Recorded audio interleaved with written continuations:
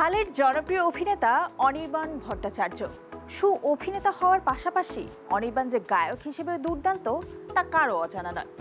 সৃজিতের শাহজাহান রিজেন্সির কিচ্ছু চাইনি আমি গিয়ে সাড়া ফেলেছিলেন অনির্বাণ।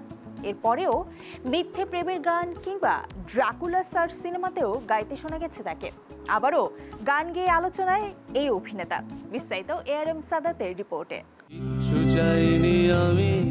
কিচ্ছু চাইনি আমি শিরোনামের গানটিকে রাতারাতি গায়ক হিসেবে খ্যাতি পেয়েছিলেন টালিগঞ্জের অন্যতম মেধাবী অভিনেতা অনির্বাণ ভট্টাচার্য।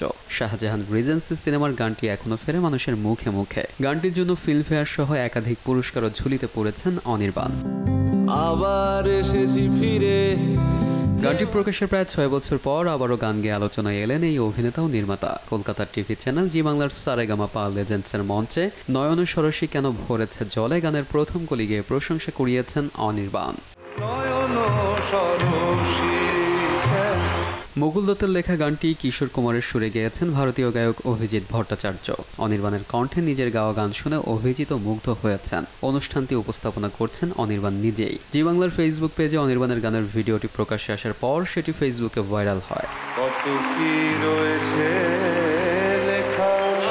অনেকেই ফেসবুকে লিখেছেন অপূর্ব, কত কি যে লুকিয়ে রেখেছেন ওই অভিনয়ের আড়ালে। কেউ কেউ আবার লিখেছেন অনির্বাণ দাদা, এতদিন তো তোমার মুভিতে অভিনয় দেখেছি, অভিনয়ে তো তুমি সেরা, কিন্তু গানের গলা যে তোমার এত সুন্দর জানতাম না, তুমি সবেতেই সেরা।